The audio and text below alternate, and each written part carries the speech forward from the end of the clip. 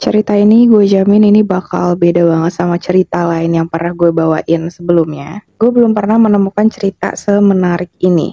Saking gue sukanya sama cerita yang satu ini dari dulu. Sampai akun-akun gue dulu itu tuh Instagram, YouTube, dan lain-lain itu dulu gue namain Tamamshud Princess atau Putri dari Tamamshud. Hai, nama gue Akashi dan ini channel gue Medusas Baby. Jangan lupa dukung gue terus dengan cara subscribe, like, comment, and share ke teman-teman kalian yang suka juga sama konten-konten kayak gini. Dan ini dia, Scary Things. Scream with Tamamshud Case.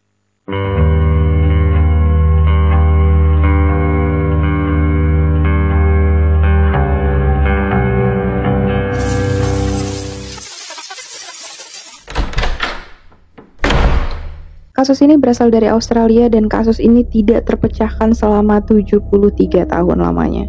Tapi surprise-nya adalah hari ini gue akan memecahkan kasus ini walaupun tidak terpecahkan sepenuhnya, tapi at least sudah terpecahkan.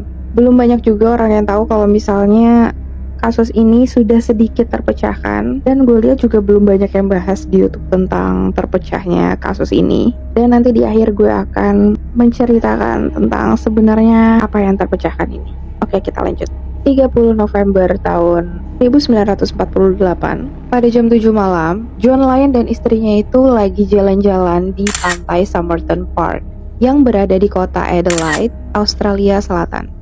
Pas mereka lagi jalan-jalan, mereka itu ngeliat ada seorang pria yang setengah berbaring senderan di dinding pembatas yang ada di pantai itu. Awalnya mereka kayak heran ngeliat orang itu tuh kayak gak lazim gitu, karena pakaian dari orang ini itu tidak seperti orang yang mau pergi ke pantai. Rapi banget, dia pakai jas, dia pakai celana bahan, bahkan sepatunya itu kelihatan kayak abis dipoles. Pakai dasi juga. Dan menurut mereka, pas mereka ngelihat itu tuh mereka sempat ngelihat kalau si pria ini tuh kayak ngangkat tangannya terus dijatuhin lagi. Karena mereka ngelihat kayak gitu, akhirnya mereka kayak mikir, oh nih orang nih kayaknya mabok, jadi kita nggak usah ganggu.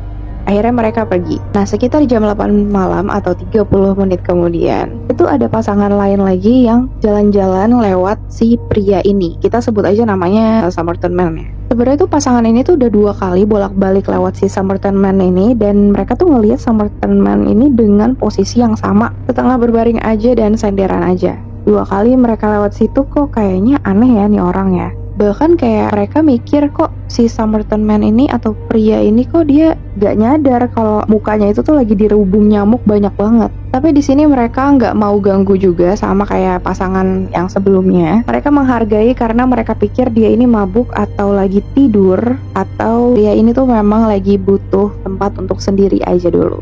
Jadi mereka nggak mau ganggu. Besok paginya ada sekumpulan pria remaja yang lagi menunggangi kuda di Somerton Park. Mereka juga berhenti untuk ngeliat pria yang aneh itu. Mereka berhenti, mereka ngeliatin aja di dekat pria itu. Tiba-tiba ada John Lyon, pria dari pasangan pertama tadi yang ngeliat pria itu. John Lyon itu pagi-pagi datang ke pantai itu memang sengaja untuk berenang. Tapi dia ngeliat kayak, wah ini pria yang semalam gue lihat nih. Terus lagi diliatin juga nih sama orang-orang banyak. Kenapa ya? Terus pas dia lihat kayak posisinya masih sama, jadi dia mikir kayak, oh ini ada yang gak beres.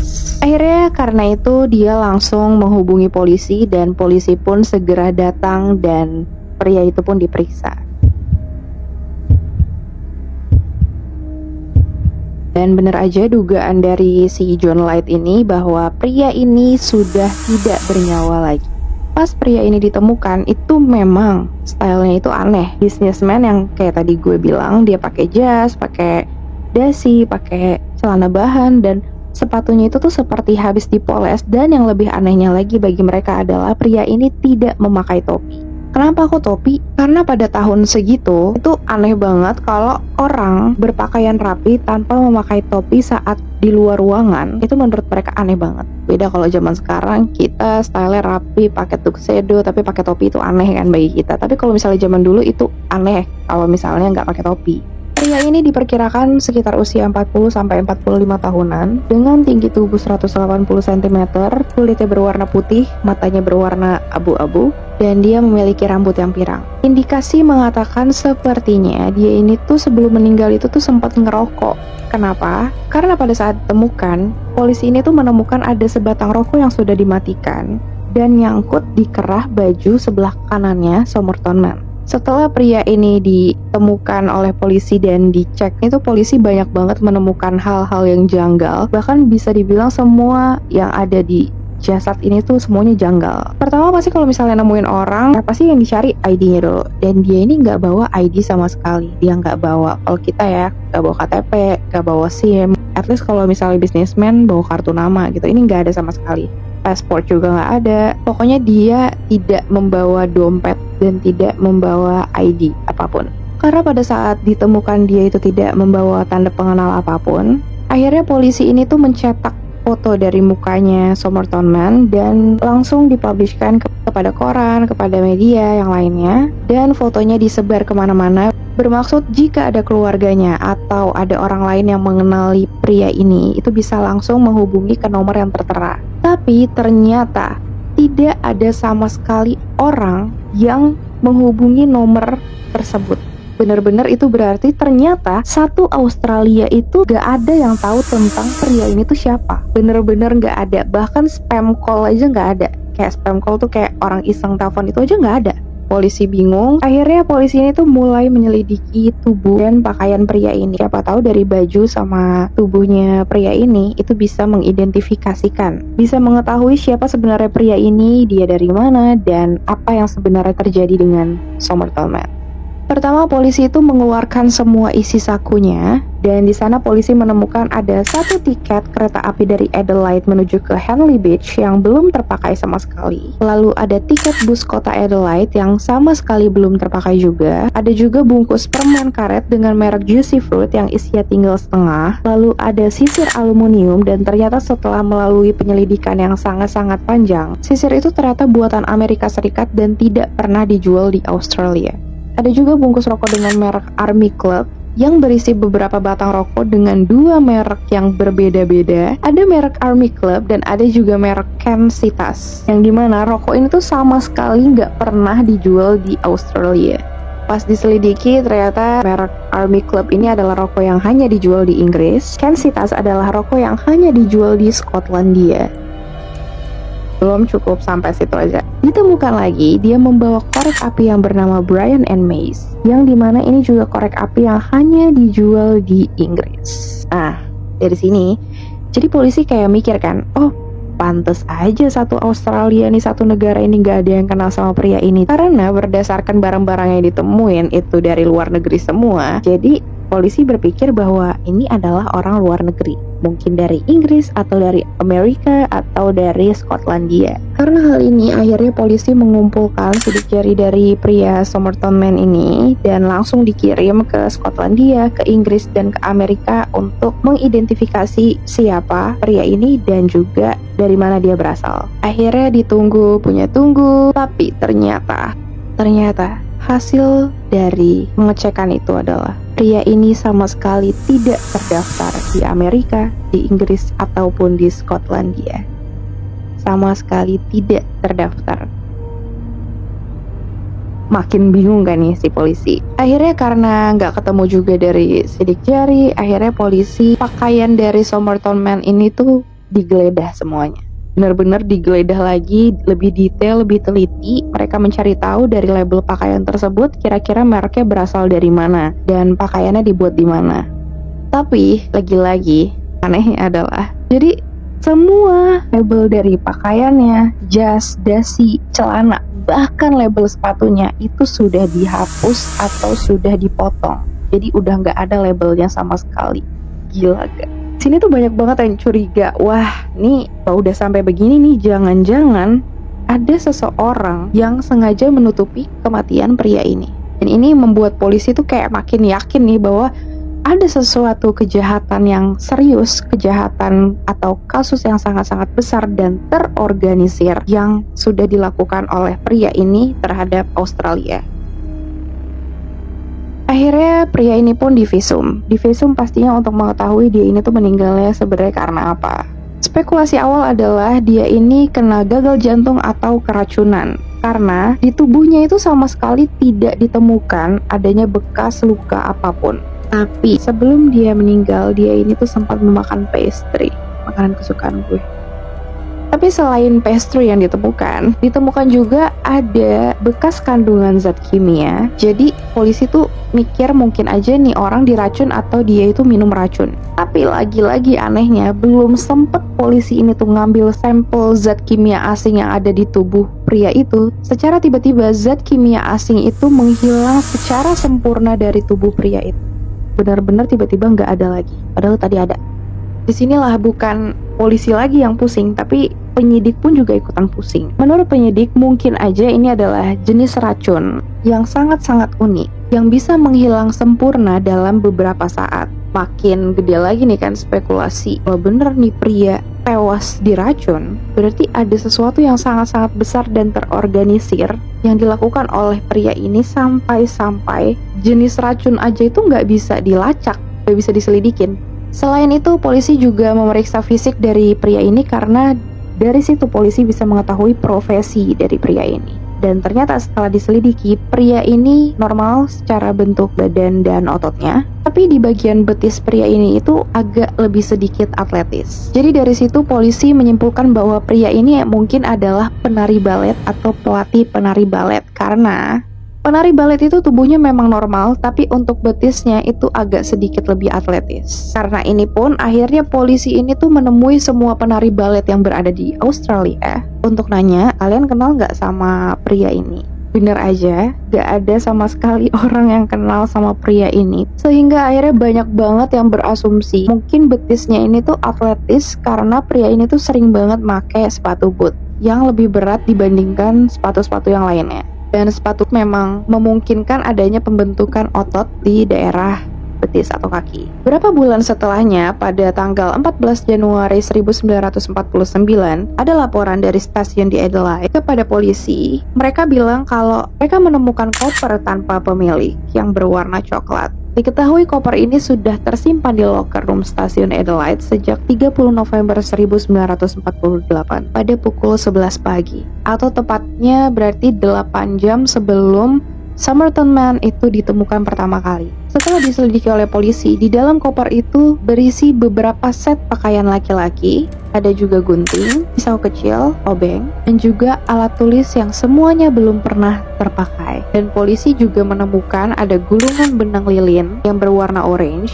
Benangnya itu bermerek Barbus, dan ternyata benang ini tuh adalah produk asal Inggris yang sama sekali tidak pernah dipasarkan di Australia. Dan akhirnya koper ini dibawa oleh petugas untuk akhirnya diteliti oleh para penyidik dengan lebih detail lagi. Dan dugaan polisi ini tuh makin kuat kalau misalnya koper ini adalah punyanya Somerton Man. Kenapa? Karena setelah diselidiki lebih dalam lagi, semua pakaian yang ada di dalam koper itu, bahkan koper itu sendiri itu tidak ada mereknya, atau mereknya sudah dihilangkan. 5 bulan kemudian setelah kopernya ditemukan, akhirnya polisi menemukan ide lagi untuk menggeledah lagi pakaian yang dipakai oleh Somerton Man. Dan bener aja, pas polisi lagi menyelidiki benang atau kain bahkan serat-serat bajunya Somerton Man yang dipakai pada saat dia meninggal, dan ternyata ditemukan hal yang sangat-sangat amazing. Pada April 1949, John B. Cleland itu menemukan ada satu kantong kecil yang mencurigakan yang dijahit sangat-sangat rapi di saku celananya Somerton Man. Benar-benar kantong kecil dan dijahit dengan sangat-sangat rapi menggunakan benang lilin berwarna orange yang tadi ditemuin di dalam koper. Pada saat dibuka, ternyata di dalam kantong itu ada secari kertas yang di sana bertuliskan Tamam Shud. Polisi bingung lagi kan, gak ada nih yang tahu artinya Tamam Shud apa. Akhirnya ada seorang pimpinan perpustakaan yang bersedia menjelaskan arti dan maksud dari kata-kata Tamam Shud. Dia bilang Tamam Shud itu berasal dari bahasa Persia kuno yang artinya adalah selesai atau berakhir atau the end. Dan dia bilang kertas ini itu adalah robekan dari satu buku spesifik ternama dan langka. Bukunya itu bernama Rubaiyat of Omar Khayyam. Setelah diselidiki ya ternyata benar, buku ini tuh memang langka dan ditulis oleh Omar Khayyam, seorang polymath mathematician, astronomer, filosofer, dan penyair asal Persia di tahun 1048. Polisi pun akhirnya mencari buku ini ke seluruh Australia. Setelah 8 bulan penantian lamanya sejak Somerton Man ini ditemukan, akhirnya pada tanggal 23 Juli 1949 tiba-tiba ada seorang pria yang datang menyerahkan sebuah buku ke polisi. Pria ini bilang, "Buku ini saya temukan di jok belakang mobil saya yang waktu itu saya parkir di dekat Somerton Beach 1-2 minggu sebelum jasadnya Somerton Man ditemukan." Dan surprisingly, buku yang diserahkan itu ternyata benar-benar buku yang selama ini dicari-cari oleh polisi. Karena lembar terakhirnya itu tuh benar-benar robek. Karena pas dicocokin, ternyata robekannya itu tuh benar-benar sama. Tapi masih ada yang aneh dari sini. Karena pada saat buku ini dibawa ke seluruh Australia, tidak ada satupun penerbit yang bilang bahwa buku itu adalah mereka yang menerbitkan. Jadi buku langka ini gak ada penerbitnya di Australia. Karena kan biasanya di buku itu kan ada nama penerbitnya kan. Dan di sini itu punyanya si Somerton Man, Omar Khayyamnya ini, Rubaiyatnya ini, itu sama sekali gak ada nama penerbitnya. Jadi gak tahu dia dapat buku ini tuh dari mana. Karena tidak ada clue dari si penerbit, akhirnya polisi meneliti lagi buku ini. Karena ternyata di buku itu ada juga tulisan atau coretan yang nggak jelas menggunakan pensil. Ada 5 baris kata yang ditulis oleh huruf kapital, dan karena semua huruf itu seolah seperti bertumpukan, jadi polisi meyakini bahwa semua huruf di sini adalah kode yang tersembunyi. Pada akhirnya penyelidik pun dibikin bingung. Bahkan Angkatan Laut Australia menetapkan ini adalah kode yang tidak bisa terpecahkan. Ya, akhirnya nggak ada yang bisa memecahkan kode ini. Selain kode, ada juga hal yang menarik, yaitu adalah ditemukan satu nomor telepon seseorang yang setelah diselidiki itu adalah nomor telepon dari Jessica Ellen Thompson, atau kita sebut aja Ellen, yaitu seorang mantan perawat muda yang bekerja di rumah sakit Royal North Shore pada masa perang. Dan menariknya, si Ellen ini tuh tinggal hanya 500 meter saja dari ditemukan jasadnya Somerton Man. Karena sepertinya si Ellen ini ada hubungannya dengan Somerton Man, akhirnya polisi ini tuh mendatangi rumahnya Ellen. Polisi datang ke rumah Ellen, tapi pada saat diinterogasi, Ellen ini tuh ditanya berulang-ulang, dia itu sangat teguh dengan pendiriannya bahwa dia itu sama sekali tidak pernah melihat pria tersebut, bahkan mengenalnya. Tapi Ellen sempat bilang kalau misalnya Ellen ini tuh pernah punya buku rubaiyat, tapi Ellen itu ngasih buku itu ke selingkuhannya yang bernama Alfred Boxall. Nah, di sini polisi happy nih, kayak, oh berarti jangan-jangan Somerton Man ini adalah Alfred Boxall. Tapi lagi-lagi ternyata ditemukan bahwa Alfred Boxall ini ternyata masih hidup, dan si Alfred Boxall ini masih memiliki buku rubaiyat yang diberikan oleh Ellen. Ellen ini juga terlihat sangat-sangat profesional. Pada saat itu, untuk memudahkan investigasi ke depannya, polisi ini tuh membuat replika wajah dari Somerton Man ini menggunakan gipsum, dan replikanya ini tuh dibawa ke rumahnya Ellen untuk ditunjukkan kepada Ellen. Dan ada yang aneh pada saat polisi ini tuh menunjukkan gipsum itu ke Ellen. Polisi dan para investigator itu bersaksi bahwa Ellen ini berlagak agak aneh, seakan seperti tidak kuat menahan emosinya, bahkan sampai hampir pingsan pada saat dia melihat gipsum itu. Tapi lagi-lagi Ellen ini tuh benar-benar bersikukuh banget bahwa dia itu tidak sama sekali kenal sama pria ini. Walaupun aneh, tapi polisi juga nggak bisa maksa ya, karena polisi juga nggak punya bukti apapun. Tapi disclaimer aja, sedikit informasi, pada tahun 2013, which is itu 60 tahun kemudian, anaknya Ellen, yaitu Kay Thompson, itu bilang bahwa ibunya ini tuh dulu memiliki sisi gelap. Dia bilang ibunya itu sebenarnya adalah mata-mata Rusia. Ibunya juga sering telepon berbisik pakai bahasa Rusia. Dan yang paling mind-blowingnya adalah ibunya pernah cerita kalau sebenarnya Ellen ini kenal dengan Somerton Man. Tapi Ellen tidak boleh kasih tahu ke siapa-siapa. Ya, tapi lagi-lagi ibunya cuman cerita kayak gitu aja, nggak cerita Somerton itu siapa, kenal di mana. Akhirnya pada tanggal 14 Juni 1949, setelah sekian lama tidak menemukan petunjuk, Somerton Man atau pria misterius ini akhirnya dikuburkan di Adelaide's West Terrace Cemetery. Setelah 8 bulan tubuhnya diotak-atik untuk penyelidikan, akhirnya dia bisa beristirahat dengan tenang di tempat yang seharusnya. Merinding banget. Gue sayang banget sama Somerton Man ya. Dan di batu nisannya itu dituliskan, "Here lies the unknown man who was found at Somerton Beach, 1st of December 1948." Ya sampai situ aja penyelidikannya. Penyelidikannya itu terus dilakukan sampai 10 tahun ke depan, yang dihentikan di tahun 1958 tanpa hasil apapun.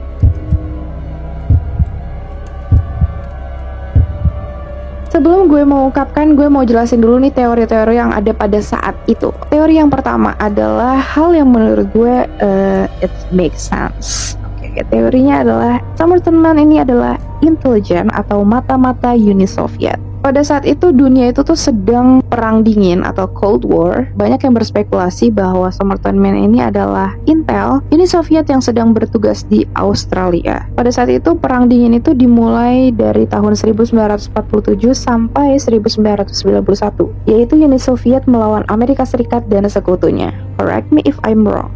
Jadi mungkin si Somerton Man ini adalah pria mata-mata yang lagi mempunyai masalah internal dengan timnya dan membuat Somerton Man itu berakhir seperti itu. Dan mungkin karena itu akhirnya keluarganya ini gak ada yang mau ngambil tubuhnya, karena di sini berarti kan mereka berada di jaringan musuh, yaitu Uni Soviet. Dan ini mungkin juga kenapa banyak yang janggal dari Somerton Man ini, kayak kode yang ditemukan, pakaian yang tanpa label dan lain-lain, ya karena itu adalah cara kerjanya intelijen ya. Karena kalau mereka mau berangkat, mereka itu sama sekali tidak boleh membawa sesuatu yang mengidentifikasikan identitasnya. Jadi ya pastinya sulit untuk diselidiki.